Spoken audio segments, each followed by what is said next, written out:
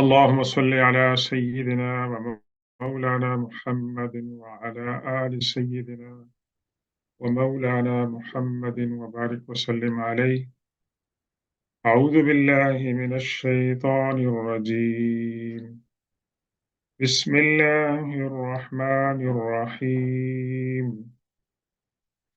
يا أيها الذين آمنوا قوا أنفسكم وأهليكم نارا وقودها الناس والحجارة عليها ملائكة غلاظ شداد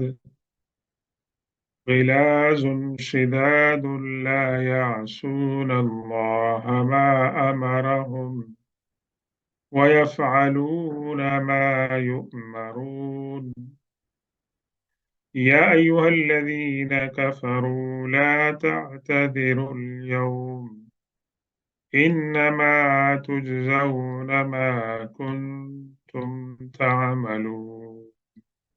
صدق الله مولانا العظيم وبلغنا رسوله النبي الأمين الكريم، ونحن على ذلك لمن الشاهدين والشاكرين، والحمد لله رب العالمين. السلام علیکم ورحمۃ اللہ تعالی وبرکاتہ۔ آج کے درس کا آغاز ہم سورہ تحریم کی آیت نمبر 6 سے کر رہے ہیں۔ گزشتہ درس میں اس سورت کی ابتدائی 5 آیات کا مطالعہ کیا تھا اور اس کے متعلق جو تشریحات تھیں وہ بیان کی تھی، اور ان کا خلاصہ یہ تھا کہ اللہ کے رسول صلی اللہ علیہ وسلم نے ایک حلال چیز کو اپنے اوپر حرام قرار دیا تھا، اور اس کے پیچھے مقصد یہ تھا کہ اللہ کے رسول صلی اللہ علیہ وسلم اپنی ازواج مطہرات میں سے بعض کو خوش کرنا چاہتے تھے، تو اللہ تبارک و تعالی نے اس پر تنبیہ فرمائی کہ ایک جائز اور حلال چیز کو حرام قرار دینا مناسب نہیں ہے۔ اور دوسری طرف ہمیں اس سے ایک یہ درس ملا کہ جو کچھ باتیں ازواج مطہرات کے درمیان میں ہوئی، اللہ کے رسول صلی اللہ علیہ وسلم کو اللہ تبارک و تعالیٰ نے ان کے بارے میں بتا دیا تھا، جس سے ایک بہت بڑا مسئلہ جو ہے اس کا ثبوت ملتا ہے کہ وہی جو ہے وہ صرف وہ نہیں ہے جو جبریل امین علیہ السلام قرآن پاک کے اندر جو لاتے تھے، صرف وہ نہیں ہے بلکہ وہی وہ تمام کمیونیکیشنز ہیں جو القاء کی جاتی تھی پیغمبر صلی اللہ علیہ وسلم کو قرآن پاک کے باہر جبریل امین کے ذریعے، یا اللہ تبارک و تعالی خود اس کو القاء کرتے تھے۔ تیسرا درس اس میں یہ ملتا ہے کہ اگر ایک مسلمان کسی ایسی چیز کی قسم کھا لیتا ہے کہ جس چیز کا قسم کھانا اللہ اور رسول اور شریعت میں جو ہے وہ منظور نہیں ہے، تو اس وقت اس مسلمان کو قسم کو توڑنا جو ہے وہ ضروری ہے، اور اس کا کفارہ ادا کرنا، اور کفارہ یہ ہے کہ 10 مسکینوں کو کھانا کھلایا جائے، یا ان کو جو پوشاک ہے وہ مہیا کی جائے، یا 3 دن جو ہے وہ روزے رکھے جائیں۔ تو یہ قسم کا کفارہ ہے۔ اور دوسری بات یہ ہمیں پتہ چلتی ہے کہ اللہ تبارک و تعالیٰ کے سوا کسی اور چیز کی قسم جو ہے وہ نہیں کھائی جائے، یہ اسلام کے اندر جو ہے وہ منع ہے۔ تو اللہ تبارک و تعالیٰ ہم سب کو قسم کھاتے وقت جو ہے جو قرآن کے اندر اور حدیث کے اندر اس کی جو شرائط اور تعلیمات ہیں ان پر پابندی سے عمل کرنے کی توفیق عطا فرمائے۔ آج کی جو آیات ہم انشاءاللہ مطالعہ کریں گے، اس کے اندر بہت سے مضامین بیان ہوئی ہیں، لیکن ایک کامن فیکٹر ان تمام کے اندر یہ ہے کہ ان مضامین میں جو فیملی کے حالات ہیں اور فیملی کے اندر کس طرح جو ہے وہ رہنا چاہیے، ان کے اوپر جو ہے ایمفیسس کیا گیا ہے۔ اور اس کے اندر حضور پاک صلی اللہ علیہ وسلم کا جو حوالہ ابھی ہم دے چکے ہیں، اس کے علاوہ دو عظیم الشان پیغمبر حضرت لوط علیہ السلام، حضرت نوح علیہ السلام کی فیملی کے متعلق بھی بیان کیا گیا ہے۔ اس کے اندر جو اسباق ہیں، جو حکمت ہے، انشاءاللہ ان پر بھی بات ہوگی۔ اور آخر میں آسیہ، حضرت آسیہ رضی اللہ عنہا جو فرعون کی بیوی تھی، ان کے بارے میں ہے، اور حضرت عیسیٰ علیہ السلام کی والدہ معجزہ حضرت مریم علیہ السلام کے بارے میں جو ہے وہ بات بیان کی گئی ہے۔ تو سورت کے اندر جو ہے خواتین کا اور ازواج جو ہے وہ زیادہ ہے، اور اس کے متعلق جو ہے بہت سے اسباق ہیں اور عبرتیں ہیں انشاءاللہ، جن کے بارے میں بات کریں گے۔ آیت نمبر 6 کے اندر اللہ تبارک و تعالی مسلمانوں کو تلقین فرما رہے ہیں کے لیے اللہ تعالیٰ خطاب فرما رہے ہیں، یا ایھا الذین آمنو، وہ اپنے آپ کو اور اپنے گھر والوں کو جہنم کے آگ سے بچاؤ۔ تو یہ اللہ تبارک و تعالیٰ کا فرمان ہے تمام مسلمانوں کے لیے کہ اپنے آپ کو اور اپنے گھر والوں کو آگ سے بچائیں۔ تو اپنے آپ کو اور اپنے گھر والوں کو آگ سے بچانے کا کیا طریقہ ہے؟ تو شریعت ہے، جن چیزوں کو شریعت نے حرام قرار دیا ہے، جن سے دور رہنے کی تعلیم دی گئی ہے، ان سے بچا جائے۔ اور پھر یہ کہ اپنے آپ کو بھی بچایا جائے اور اپنے گھر والوں کو بھی بچایا جائے۔ تو اپنے آپ کو جب ہم بچائیں گے تو اس کا اثر جو ہے وہ ہمارے گھر والوں پر بھی پڑے گا، اور پڑنا چاہیے، کیونکہ جب بچے نشو و نما پا رہے ہوتے ہیں تو اس وقت ان کے اوپر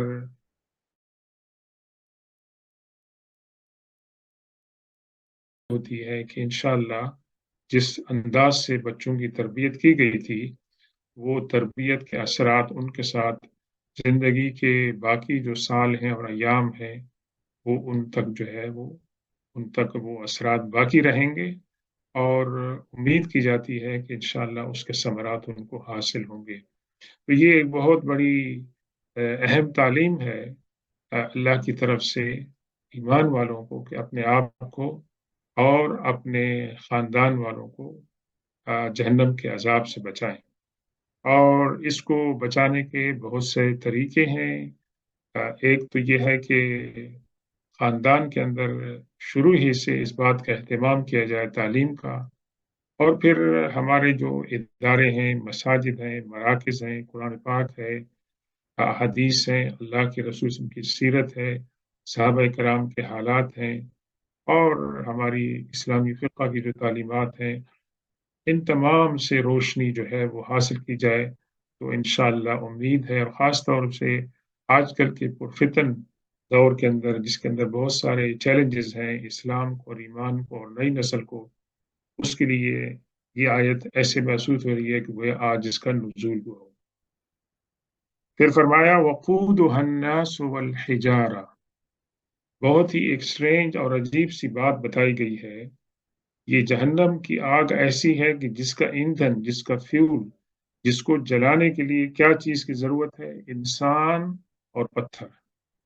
انسان اور پتھر جو ہے، اس سے یہ آگ جو ہے وہ بھڑکے گی، اور وہ آگ جو ہے وہ بھڑکتی رہے گی۔ جتنے انسان ڈالے جائیں گے اس کے آگ کے اندر تیزی ہوگی، جتنے پتھر اس کے اندر ڈالے جائیں گے وہ اس کا آگ کے اندر تیزی ہوگی۔ یہ جو دنیا کی آگ ہے اس کے مقابلے میں یہ آگ جو ہے وہ مختلف ہے، لیکن آخرت کی جو آگ ہے दुनिया की आग उसके मुकाबले में कुछ भी नहीं है।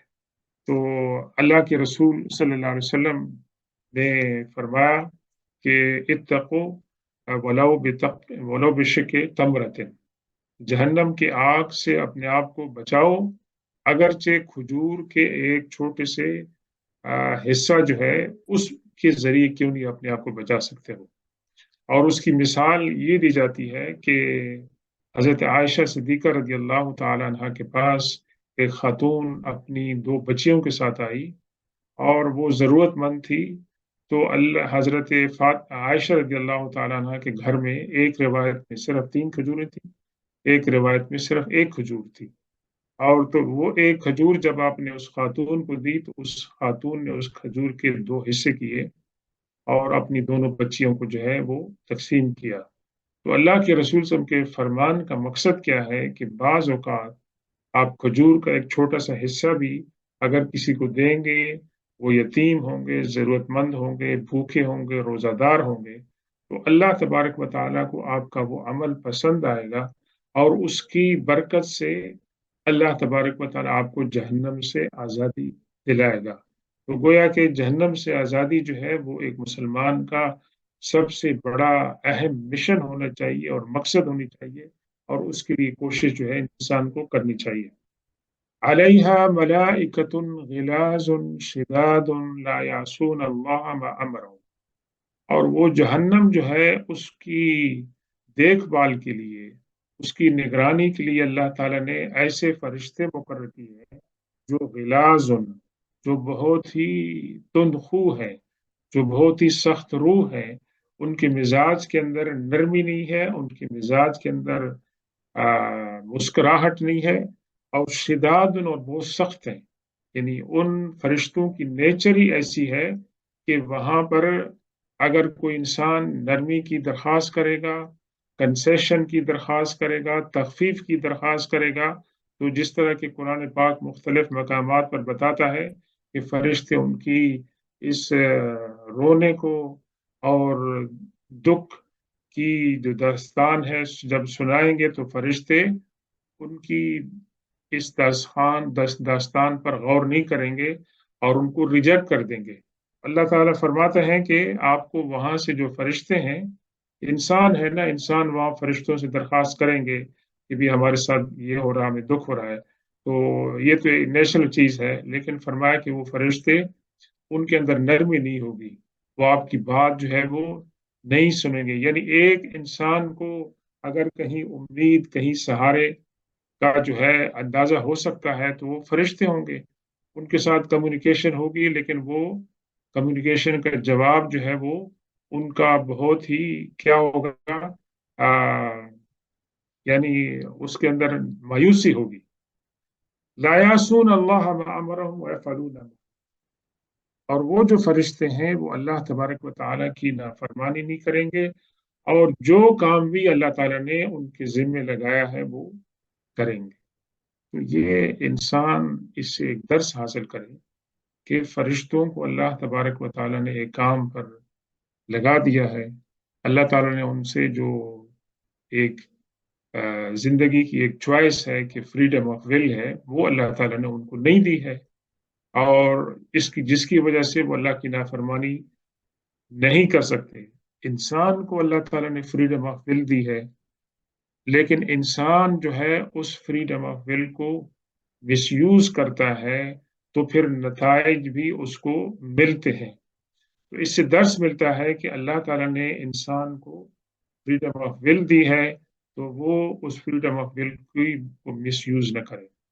इसके मुकाबले में अल्लाह तबारक व तआला उन लोगों को खिताब करता है कि जो ईमान की दावत को ठुकरा देते हैं। उनके लिए क्या फरमाया? या अय्युहल्लज़ीना कफ़रू ला ता'तज़िरुल यौम। ऐ वो लोगों कि जिन्होंने कुफ़्र इख्तियार किया। कफ़रू का माना है कि जिन्होंने अपनी अ, फ्री विल को इस्तेमाल करते हुए कुफ़्र इख्तियार किया। जिनको कुफ़्र पर मजबूर नहीं किया गया, जिनके सामने इस्लाम का और ईमान के तमाम जो रास्ते हैं वो बताए गए, लेकिन उन्होंने अपनी पसंद का इख्तियार किया और उसके अंदर उन्होंने कुफ्र को इख्तियार किया, उनको अल्लाह ताला खिताब फरमा रहे हैं, ला तातज़िरुल यौम, आज तुम एक्सक्यूज़ेस मत बनाओ, उज़्र मत पेश करो। और इसीलिए आप कुरान पाक में पढ़ते हैं कि उस दिन ऐसे भी लोग होंगे जो अल्लाह ताला की बारगाह में अर्ज़ करेंगे कि अल्लाह तबारक व तआला हमें दुनिया में वापस भेज दे, ताकि हम वहाँ जाके नेक काम करें। तो अल्लाह ताला एक तो सूरह मोमिनून के अंदर आता है मिसाल के तौर पर कि अल्लाह तबारक व तआला उनकी इस दरख्वास्त को नहीं सुनेंगे। और दूसरी जगह पर आता है कि अगर उनको वापस भेज दिया जाए, तो वो वापस भी जाकर वही काम करेंगे जो उन्होंने पहली ज़िंदगी में की थी।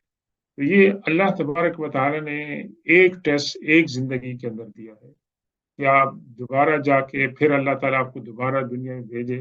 कितने लोग होंगे जो दोबारा आके उस जिन्होंने जहन्नम की आग को और तमाम चीज़ों को देखा होगा और उसके बाद भी आकर दोबारा उसी दुनिया में, उसी गुनाहों की, अल्लाह की नाफ़रमानी की ज़िंदगी में मुब्तला हो जाएँगे। हो सकता है कुछ इंसानों ने देख लिया हो और वो जो है अपनी इस्लाह करें। लेकिन अल्लाह तबारक व तआला ने इस दुनिया को दारुल इम्तिहान बनाया है और इसके अंदर अंबियाए किराम की तालीमात हैं और अल्लाह तबारक व तआला ने इंसान को हक़ और ज़ुल्म और गलती को पहचानने के लिए अल्लाह ताला ने इंसान को 2 आँखें अता फ़रमाई हैं, उसको दिमाग अता फ़रमाया है और उसको अल्लाह ताला ने अक़ल दी है तमीज़ करने की। तो उसको जो लोग सही इस्तेमाल करेंगे उनको अल्लाह तबारक व तआला हिदायत के अंदर आसानी अता फ़रमाएगा और जो लोग उससे हटेंगे, तो वो अपने लिए अपनी आखिरत को बर्बाद करेंगे। तो यहाँ ज़िंदगी में अल्लाह ताला बता रहा है कि क़यामत वाले दिन कोई उज़्र पेश नहीं करना, तुम्हारा कोई उज़्र जो है वो कबूल नहीं किया जाएगा। क्यों? इन्नमा तुजज़ौना मा कुन्तुम तामलून, बेशक तुम्हें उसी बात का अंजाम दिखाया जा रहा है कि जो तुम दुनिया में करते थे। तो अल्लाह तबारक व तआला ने ये एक इंसाफ का जो है वो निज़ाम बनाया है कि किसी के साथ ज़्यादती नहीं होगी और उसके लिए अल्लाह तबारक व तआला ने फ़रिश्ते मुक़र्रर की हैं। अल्लाह तबारक व तआला ने इस कायनात के अंदर ज़मीन को ऐसी मतलब है कि उसके अंदर सलाहियतें रखी हैं कि जो रिकॉर्ड जो है वो इकट्ठा करेगी, तो इंसान वहाँ पर जो है ना कोई ऐसी बात नहीं कर सकेगा। इवन दो इंसान ट्राई करेगा उज़्र बनाने की और झूठ बोलने की, लेकिन उसके सामने सबूत पेश किया जाएगा उसके अपने बदन से और माहौल से और दीगर तमाम वो जगह जहाँ पर के उसके नेक और बुरे अमाल जो हैं शामिल हुए हों। इसके बाद अल्लाह तबारक व तआला तालीम दे रहे हैं और वसीयत फरमा रहे हैं मुसलमानों को कि अल्लाह से जो है वो खुलूस दिल से तौबा करें। और इसका मकसद ये है कि इंसान को पता नहीं है कि उसकी मौत कब आ जाए। ये कि इंसान इंतज़ार में हो कि मेरी मौत आएगी, उस वक़्त मैं तौबा करूँगा या मौत के कोई साइन आएँगे तो नहीं, वो तो टू लेट होगा और उस वक़्त तौबा का दरवाज़ा बंद हो जाता है। तो ये है कि अल्लाह ने फरमाया या अय्युहल्लज़ीना आमनू तूबू इलल्लाहि तौबतन नसूहा। नसूह कहते हैं खालिस तौबा को और तौबा की शराइत हैं कि जो खालिस तौबा है उसकी शराइत में से है कि इंसान को जो है नदामत महसूस हो, इंसान को अफ़सोस महसूस हो कि मैंने गुनाह किया है और फिर इंसान इस बात का अहद करे कि मैं इस गुनाह की तरफ नहीं लौटूँगा। और फिर तीसरी बात ये है कि अल्लाह तबारक व तआला से खुलूस दिल से माफ़ी माँगे। तो ये चंद अरकान हैं तौबतुन नसूह की, खुलूस दिल से तौबा करने की। और जब तक इंसान तौबा करता रहेगा खुलूस दिल के साथ, अल्लाह ताला उसकी तौबा को कबूल करेगा। लेकिन ये कि हम अल्लाह तबारक व तआला को धोखा नहीं दे सकते हैं कि हमारी नीयत ऐसी हो कि दोबारा गुनाह की तरफ लौटना हो। तो हम किसको धोखा दे रहे हैं? अपने आप को धोखा दे रहे हैं। हाँ, इंसान की कमज़ोरी है, इख़लास दिल के साथ तौबा की थी, फिर हालात की वजह से, ईमान की कमज़ोरी की वजह से, बुरे माहौल की वजह से इंसान अगर गुनाह की तरफ लौटता है, اور پھر اس کو احساس ہو جائے تو دوبارہ اللہ کا دروازہ کھٹکھٹائے اور اللہ تبارک و تعالیٰ سے مانگے، تو اس کی توبہ اور دعا جو ہے وہ قبول ہونی چاہیے۔ اور دن میں روزانہ توبہ کرنی چاہیے، کہ ہمیں نہیں معلوم کہ ہم سمجھتے ہوں کہ ہم نے اچھے کام کیے ہیں، نہ معلوم کہ ہمارے وہ اچھے کام اللہ کی بارگاہ میں قبول بھی ہیں کہ نہیں ہے۔ تو نماز پڑھی ہے، ہم نے تو سمجھا کہ ہم نے نماز ٹھیک پڑھی ہے، لیکن ہو سکتا ہے ہماری نماز میں کچھ کمزوری ہوں، ہمارے روزوں میں کچھ کمزوری ہوں، ہمارے عمرے اور حج اور زکوٰۃ اور صدقات میں کچھ کمزوری ہوں۔ وہ اللہ تعالیٰ سے معافی مانگے کہ جو ڈیفیشنسی، جو کمزوری ہوئی ہے، اللہ تبارک و تعالیٰ اس کو پورا فرما دے۔ عسى ربكم أن يكفر عنكم سيئاتكم ويدخلكم جنات تجری من تحتها الانہار۔ یہ ہو سکتا ہے کہ اللہ تبارک و تعالیٰ تمہاری توبۃ النصوح کے نتیجے میں اللہ تعالیٰ کیا کرے، تمہاری جو غلطیاں ہیں ان کا کفارہ ادا ہو جائے۔ یعنی جو توبہ ہے اس سے کیا ہوگا کہ جو گناہ ہوئی ہیں، جو غلطی ہوئی ہیں، اللہ تبارک و تعالیٰ ان کو بتا دے اور ان کو دھو ڈالے۔ اور ساتھ ساتھ میں اللہ تعالیٰ اس کے ساتھ کیا کرے گا کہ جنت کے اندر اللہ تعالیٰ داخل فرمائے گا، اور وہ جنت کہ جس کے نیچے نہریں بہتی ہیں۔ تو یہ توبہ کی برکتیں ہیں، اور اللہ تبارک و تعالیٰ تواب ہے، بہت زیادہ توبہ کو قبول کرنے والا ہے۔ یعنی وہ حدیث قدسی تو بہت مشہور ہے، اللہ تبارک و تعالیٰ فرماتے ہیں کہ اے ابن آدم، اگر تمہارے گناہ اتنے ہو جائیں کہ زمین سے لے کر تمام فضا آسمان تک، سبحان اللہ، بڑی خوبصورت جو ہے اس کے اندر میٹافر ہے کہ انسان کے گناہ اتنے ہو جائیں کہ پوری فضا زمین سے آسمان تک بھر جائے، اور پھر انسان اللہ کی بارگاہ میں آئے اور وہ کوئی شرک نہ کرتا ہو۔ اللہ کیا فرماتے ہیں؟ ان اللہ لا یغفر ان یشرک به ویغفر ما دون ذلک لمن یشاء۔ اللہ تبارک و تعالی جو ہے وہ شرک کو معاف نہیں کرتا ہے، شرک کے علاوہ جس کے لیے بھی اللہ تعالیٰ چاہے اس کے گناہ کو جو ہے وہ معاف کر سکتا ہے۔ تو اللہ تبارک و تعالیٰ اس کی برکتیں جو ہے عطا فرماتے ہیں۔ اور پھر فرمایا کہ اس دن کو یاد کریں، یوم لا یخزی اللہ النبی والذین آمنوا معہ، جب اللہ تبارک و تعالیٰ پیغمبر صلی اللہ علیہ وسلم اور آپ کے ساتھ جو ایمان والے ہوں گے، اللہ تعالیٰ ان کو رسوا نہیں کرے گا، کیونکہ انہوں نے پیغمبر پر ایمان لائے تھے، اللہ پر ایمان لائے تھے، اللہ کو دیکھے بغیر، فرشتوں کو دیکھے بغیر، قبر، جنت اور دوزخ، آخرت کو، عالم برزخ کو دیکھے بغیر اس پر ایمان لائے تھے، اور پھر اس ایمان کے ثمرات بھی ان کو ملے کہ انہوں نے نیک کام کیے، اللہ تعالیٰ ان کو رسوا نہیں کرے گا۔ اس کا مقصد یہ ہے کہ اللہ تبارک و تعالیٰ ان کو انعام عطا فرمائے گا، اور وہ کس طرح ہوگا کہ نورہم یسعی بین ایدیہم وبایمانہم، ان کا جو نور ہوگا ایمان کا اور اعمال صالحہ کا جو نور ہوگا وہ ان کے سامنے اور ان کے دائیں طرف جو ہے وہ نور پھیلا ہوگا، اور اس کی روشنی میں وہ چلیں گے۔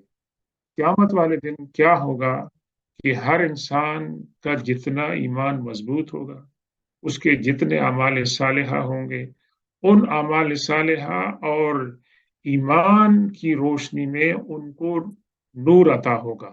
کسی کا نور تو بہت زیادہ ہوگا، انبیاء کرام کا، اولیاء کا، صالحین کا، اور کسی کا نور جو ہے وہ صرف موم بتی کی طرح ہوگا، جن کا ایمان بھی کمزور تھا، ان کو اعمال صالحہ بھی ان سے نہیں ہو سکے، بہت کم، تو ان کا نور جو ہے وہ کم ہوگا، اور اس نور کی روشنی میں وہ چلیں گے۔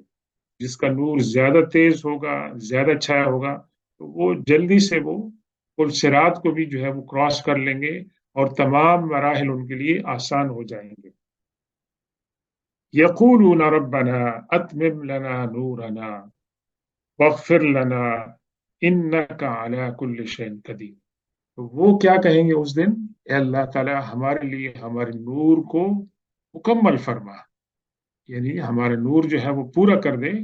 اور دوسری بات یہ ہے کہ اللہ تعالیٰ ہماری مغفرت، یہ اس وقت بھی ایمان والوں کی یہ دعا جو ہے وہ قبول ہوگی کہ اللہ تعالیٰ سے مغفرت کا سوال کریں گے، اور اللہ تبارک و تعالیٰ ان کے ان کی اس دعا کو جو ہے وہ قبول فرمائے گا۔ انک علی کل شیء قدیر، بے شک اے اللہ تو ہر چیز پر قادر ہے۔ اللہ تبارک و تعالی، یعنی یہ دنیا تو دار العمل تھی، دار العمل سے تو ہم منقطع ہو چکے ہیں، اب اس کے بعد تو دار العمل جو ہے وہ نہیں رہا، لیکن اللہ تبارک و تعالی وہاں پر بھی یہ دعا سکھائی اللہ نے کہ وہاں بھی اللہ تعالیٰ کے نیک بندے عاجزی کا اظہار کریں گے اور اللہ تبارک و تعالیٰ سے مغفرت کا سوال کریں گے۔ اللہ تبارک و تعالیٰ ہم سب کو اس مقدس گروہ کے اندر شامل فرمائے جو انبیاء کرام کا ہوگا، حضور پاک صلی اللہ علیہ وسلم کا ہوگا، اور ایمان والے آپ کی قیادت میں جو ہے وہ چل رہے ہوں گے۔ اللہ تعالیٰ ہمیں وہ خوبصورت اور مقدس جو مطلب ہے کہ کمپینین شپ ہے اور گیدرنگ ہے وہ ہمیں عطا فرمائے، تاکہ اس کی روشنی میں ہم یہ تمام مراحل کو جو ہے وہ کراس کرتی ہوئی ہماری جو ڈیسٹینیشن ہے، ہماری جو منزل ہے، ہم وہاں تک جو ہے وہ پہنچ سکیں۔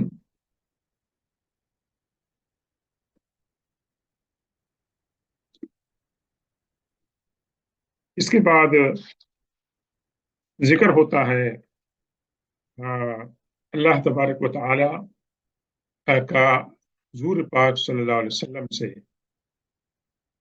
کہ اس وقت جو دشمنان اسلام تھے وہ کوئی لمحہ ایسا نہیں چھوڑتے تھے کہ جس کے اندر اسلام پر اٹیک نہ ہو سکے، اور اللہ تعالیٰ حضور پاک صلی اللہ علیہ وسلم کو یہ نصیحت فرما رہے ہیں، اور حضور پاک صلی اللہ علیہ وسلم کے توسط سے مسلمانوں کو یہ نصیحت فرما رہے ہیں to be on their guard, اور یہ کہ بھی ہر وقت چوکنے رہیں اور اسلام کے خلاف جو سازشیں ہوتی ہیں ان کے مقابلے کے لیے تیار رہیں، آرام سے نہیں بیٹھ جائیں، کیونکہ جو مخالف ہیں وہ ہر وقت استاق میں رہتے ہیں کہ کوئی موقع ایسا نہ جانے دیں کہ جس سے اسلام کو نقصان نہ پہنچا سکے۔ کیا فرمایا؟ یا ایھا النبی جاہد الکفار والمنافقین واغلظ علیہم ومأواہم جہنم وبئس المصیر۔ اے رسول صلی اللہ علیہ وسلم، آپ کفار سے اور منافقین سے مسلسل جہاد جاری رکھیں، اور ان کے ساتھ آپ جو ہے جہاد کو جاری رکھیں، اور اس جہاد کے اندر وغلظ علیہم، اس کے اندر شدت پیدا کریں گے، اس کے اندر نرمی نہیں پیدا کریں گے، کیونکہ نرمی آپ پیدا کریں گے تو ان کو ڈفرنٹ امپریشن ہوگا، اور پھر وہ دوبارہ اٹھیں گے اور آپ کو اور آپ کی پوری تحریک کو اور آپ کا جو عقائد کا نظام ہے اس تمام کو جو ہے نا وہ ڈسٹرائے کریں گے، تو آپ ان کو یہ موقع جو ہے وہ نہ دیں۔ وَمَأْوَاهُمْ جہنم، اور ان کا جو انجام ہے وہ جہنم ہے، وَبِئْسَ الْمَصِيرُ، اور یہ بہت ہی برا ٹھکانہ ہے۔ اب یہ جو آیت ہے، یہ جو حکم ہے، اس سورہ تحریم کے اندر اس کی کیا مناسبت ہو سکتی ہے، اس کا کیا ریلیونس ہو سکتا ہے کہ یہاں پر اس کا ذکر کیا جائے؟ اس کی وجہ یہ سمجھ میں آتی ہے کہ اگر کفار اور منافقین اللہ کے رسول صلی اللہ علیہ وسلم کو ان کی ذاتی اور خانگی جو زندگی ہے اس کے اندر وہ ٹونٹ دیں گے اور اس کے خلاف پروپیگنڈا کریں گے، تو اس سے کیا ہوگا کہ ہو سکتا ہے کہ کچھ مسلمان کمزور ایمان کے ہوں اور جو جن کی پرسنالٹی ویک ہو، جو فوراً ہی انفلوئنس ہو جاتے ہیں، ان کی ایمان پر اثر پڑے گا، اور اس سے کیا ہوگا کہ مسلمانوں کے درمیان ڈویژن ہوں گے، اور وہ کیا ہوں گے کہ اللہ کے رسول صلی اللہ علیہ وسلم کی ذات کے اوپر، آپ کے کریکٹر کے اوپر جو ہے وہ کیا ہوگا، اعتراضات ہوں گے، اور اس سے اللہ کے رسول صلی اللہ علیہ وسلم کو بھی تکلیف ہوگی، آپ کے گھر والوں کو بھی تکلیف ہوگی، اور جو مسلمان امت ہے، مسلمان کمیونٹی ہے، اس کو بھی تکلیف ہوگی۔ تو ان کو ایسا کوئی موقع جو ہے وہ نہ دیا جائے، بلکہ ہر وقت جو ہے وہ محتاط رہیں۔ یہ ریلیونس سمجھ میں آتی ہے کہ کیوں یہاں پر یہ حکم جو ہے وہ نازل کیا گیا ہے۔ اب اس کے بعد اللہ تبارک و تعالیٰ نے مثال بیان فرمائی ہے لوط علیہ السلام کی، نوح علیہ السلام کی، ان کی بیویوں کی، حضرت آسیہ رضی اللہ تعالیٰ عنہ جو فرعون کی بیوی تھی، اور حضرت مریم علیہ السلام جو عیسیٰ علیہ السلام کی والدہ ماجدہ تھی، ان کا جو ہے وہ ذکر ہے، خواتین کا ذکر ہے، اور اس کے اندر جو عبرتیں اور حکمتیں ہیں اس کی طرف جو ہے نشاندہی کی گئی. کیا فرمایا؟ ضرب اللہ مثلا للذین کفروا امرأة نوح وامرأة لوط كانتا تحت عبدين من عبادنا صالحين فخانتهما فلم يغنيا عنهما من الله شيئا وقيل ادخلا النار مع الداخلين. سبحان اللہ. دیکھیں، ہدایت اور ایمان اللہ تبارک و تعالیٰ کی طرف سے توفیق نہ ہو، اس کی بلیسنگ نہ ہو تو نہیں ہو سکتی ہے. اور اس کی ہمیں بہت ساری مثالیں ملتی ہیں. حضرت عمار بن یاسر، حضرت بلال رضی اللہ تعالیٰ عنہ، حضرت صہیب رضی اللہ تعالیٰ عنہ، حضرت سلمان فارسی رضی اللہ تعالیٰ عنہ. یہ لوگ کہاں سے آئے تھے؟ یہ تو اسٹرینجرز تھے، یہ تو بیرونی تھے. وہاں سے آ کر ان کو ہدایت مل گئی، اور ابو جہل، ابو لہب اور عتبہ اور شیبہ، یہ تمام جو کعبہ کے حضور پاک صلی اللہ علیہ وسلم کے پڑوسی تھے، یہ ہدایت سے محروم ہے. یہاں بھی یہ ذکر ہو رہا ہے کہ اللہ تعالیٰ نے ایک مثال بیان کی کن لوگوں کے لیے؟ کافر لوگوں کے لیے. وہ مثال کیا ہے؟ حضرت نوح علیہ السلام کی بیوی اور حضرت لوط علیہ السلام کی بیوی. سبحان اللہ، کیا عجیب منظر ہوگا، عجیب ماحول ہوگا. یہ دونوں پیغمبر جو ہیں عظیم الشان پیغمبر تھے. باہر وہ کیا کرتے تھے؟ تبلیغ کرتے تھے اسلام کے بارے میں، اللہ کے بارے میں. اور ان کے گھر سے ان کو مخالفت ملتی تھی. اور گھر سے مخالفت ملتی تھی کن کی طرف سے؟ ان کی اہلیہ کی طرف سے، ان کی بیوی کی طرف سے. تو حضور پاک صلی اللہ علیہ وسلم کی تو بیوی نے ماشاءاللہ وفاداری کا ثبوت بھی دیا. اور پھر اللہ کے رسول صلی اللہ علیہ وسلم کی میراث جو ان تک پہنچی، جو علم ان تک پہنچا، پھر وہ علم انہوں نے آگے بھی پہنچایا. اور ان کو اللہ تعالیٰ نے قرار دیا کہ وہ مسلمانوں کی مائیں ہیں. ان کی اسی طرح اس سے زیادہ بھی جو ہے رسپیکٹ کرنی چاہیے. تو یہ نوح علیہ السلام کے لیے ایک بہت بڑا مسئلہ تھا، لوط علیہ السلام کے لیے. لیکن چونکہ یہ دونوں خواتین جو تھیں انہوں نے غلط روش اختیار کی، ایون دو کہ وہ انبیاء کرام کے گھر کے اندر تھی، کاشان نبوت میں رہتی تھی، لیکن ان کا عمل جو تھا وہ بالکل اپنے خاوند کے اپوزٹ تھا. اور ان کا عمل کیا تھا کہ اپنے پیغمبر کی تعلیمات کو اور ان کے کام کو، پروجیکٹ کو لیٹ ڈاؤن کیا جائے.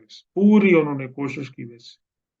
اور انبیاء کرام کے ساتھ تو اللہ کی جو ہے مدد تھی، ورنہ یہ ہے کہ یہ تو ان کو فیل کرنے کے لیے جو ہے وہ کافی تیار تھے. تو اللہ تعالیٰ نے یہ مثال بیان فرما لی ہے کہ ان لوگوں کا حشر ان کے ساتھ ہوگا. ایون دو کہ وہ پیغمبروں کی بیویاں تھیں، لیکن چونکہ ان کا عمل جو تھا وہ کمپلیٹلی مختلف تھا، ان کا جو حشر ہوگا وہ کفار کے ساتھ. کانتا تحت عبدین من عبادنا صالحین. یہ دونوں جو خواتین تھیں وہ کہاں تھی؟ دو ہمارے نیک جو بندے ہیں ان کے نکاح کے اندر تھی، لیکن ان کا عمل جو تھا وہ مختلف تھا. فخانتہما، یہ دونوں خواتین نے اپنے خاوندوں کے ساتھ خیانت کی. وہ کیا تھی؟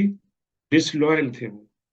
انہوں نے اپنے خاوندوں کے ساتھ، یعنی ان کا جو مشن تھا اس کے خلاف کام کیا. تو یہ خیانت ہے. یہ یعنی بیوی اپنے خاوند کی مدد کرے اس کے دین کے اندر، اور اس کا جو نیک عمل ہے اس کے اندر مدد کرے، اس کے اندر رکاوٹ نہ ڈالے. تو یہ اللہ کے عظیم الشان پیغمبر تھے نوح علیہ السلام، لوط علیہ السلام، لیکن ان کی بیویاں ایمان سے محروم تھیں. یہ پیغمبر کی بیویاں ہونے کے باوجود وہ چیز ان کو نہیں بچا سکی.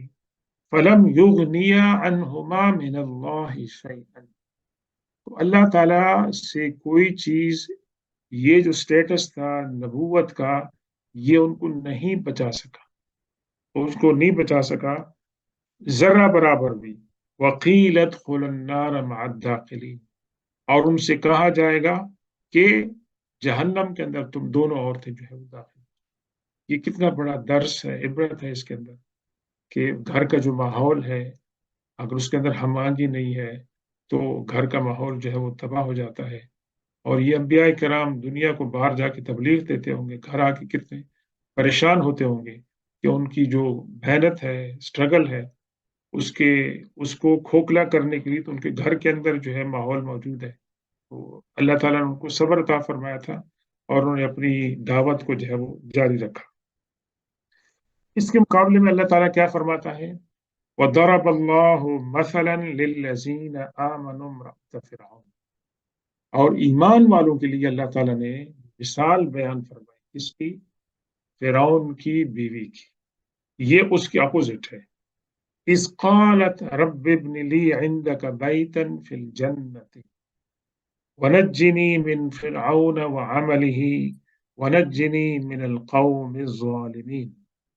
جب فرعون کی بیوی نے، حضرت آسیہ رضی اللہ تعالیٰ عنہ نے اللہ تعالیٰ سے یہ درخواست کی، یہ دعا مانگی کہ اللہ تعالیٰ میرے لیے آپ اپنے ہاں جنت میں ایک گھر تعمیر فرمائیں۔ کتنی خوبصورت دعا ہے ویسے، یہ دعا ہمیں بھی مانگنی چاہیے۔ ایک اللہ کے رسول صلی اللہ علیہ وسلم سے دعا منقول ہے کہ اللہم انی اسألک الجنت وما قرب الیہا من قول وعمل۔ اے اللہ تعالیٰ، میں آپ سے جنت کا سوال کرتا ہوں اور اس بات کا بھی سوال کرتا ہوں کہ مجھے وہ عمل اور وہ قول عطا فرما کہ جو جنت کے مجھے قریب لے جائے۔ وَأَعُوذُ بِكَ مِنَ النَّارِ وَمَا قَرَّبَ إِلَيْهَا مِنْ قَوْلٍ وَعَمَلٍ۔ اور اللہ تعالیٰ، میں آپ سے جہنم سے پناہ مانگتا ہوں اور ہر اس قول سے اور اس عمل سے پناہ مانگتا ہوں کہ جو مجھے جہنم کے قریب کر دے۔ تو یہ دعا تو مطلب ہے کہ مناسب دعا ہے، اس کے اندر کوئی حرج نہیں ہے کہ ہم جنت کا اللہ تعالیٰ سے سوال کریں۔ تو حضرت آسیہ رضی اللہ تعالیٰ عنہ اللہ تعالیٰ سے یہ دعا کرتی تھی۔ اور وَنَجِّنِي مِن فِرْعَوْنَ وَعَمَلِهِ، اے اللہ، فرعون کا جو کام ہے، اس کا جو کردار ہے، اور جو ظلم کے اوپر اللہ کے خلاف جو ہے وہ اعلان جنگ اس نے کیا تھا، وہ اس عمل سے تو مجھے بچا۔ یہ دیکھیں، اس کے اندر ایک بہت بڑا درس ہے ہمارے آج کل کے پرفتن دور کے اندر، کہ آپ کو مایوسی نظر آتی ہے، آپ کو اندھیرے نظر آتے ہیں، اور امید کی کوئی کرن نظر نہیں آتی ہے، اور باہر کا ماحول بھی ایسے ہے، تو اس وقت ایک امید کی کرن ہے، وہ اللہ تبارک و تعالیٰ کی ذات ہے۔ پرووائڈڈ کہ آپ کا ایمان ہے، آپ کے دل کے اندر ضمیر مردہ نہیں ہے، آپ کے اندر یہ ایمان اور عقیدہ زندہ ہے کہ اللہ تبارک و تعالیٰ موجود ہے، اور وہ دعاؤں کی اور انسان کی حسرتوں اور تمناؤں کو وہ سنتا ہے اور سمجھتا ہے۔ اس کی بارگاہ میں جو ہے اپنے ماحول کی جو تاریکی ہیں ان کے خلاف دعا کی جائے۔ یہ جو حضرت آسیہ فرما رہی ہیں، اس وقت کفر اور شرک جو تھا وہ اپنے عروج کے اوپر تھا، کہ فرعون نے خدائی کا اعلان کیا اور انہوں نے خدا بنائے ہوئے تھے، اور یہ پورے معاشرے کا ایک جو ہے یہ، یعنی آپ سے اس کی ایک مثال نمونہ بن گیا تھا کہ اللہ تبارک و تعالیٰ کو انہوں نے نعوذ باللہ اپنی زندگی سے خارج کر دیا تھا، اور یہ سمجھ رہے تھے کہ یہ تمام کی تمام زندگی ہے، لیکن اللہ تبارک و تعالیٰ ان کا انجام کیا تھا؟ یہ وہ دعا فرما رہی تھی، وَنَجِّنِي مِنَ الْقَوْمِ الظَّالِمِينَ، اور اے اللہ تو مجھے ظالم جو قوم ہے اس سے تو مجھے نجات دے۔ تین دعائیں مانگی، ایک تو جنت میں مجھے گھر عطا فرما دے، دوسرا فرعون اور فرعون کا جو عمل ہے اس سے نجات عطا فرما، اور تیسرا یہ جو پورا ظالمانہ معاشرہ ہے اس سے تو مجھے نجات عطا فرما دے۔ اس سے دعا کی اہمیت واضح ہوتی ہے کہ دعا جو ہے وہ کرنی چاہیے، اور کسی بھی سٹیج پر یہ نہیں محسوس کرنا چاہیے کہ دعا قبول نہیں ہوئی۔ اللہ کا دعا کو قبول کرنا اللہ کا کام ہے۔ کم از انسان نے اپنی ذمہ داری تو انجام دے دی ہے نا، کہ اللہ سے انہوں نے دعا کی ہے۔ اللہ تعالیٰ کب دعا قبول فرماتا ہے یہ اللہ تعالیٰ کی ڈسکشن ہے، اور کب مناسب ہوتا ہے، لیکن انسان کو خاص طور پر مایوسیوں میں، چیلنجز کے اندر جو ہے اللہ تبارک و تعالیٰ کا دروازہ کھٹکھٹاتے رہنا چاہیے۔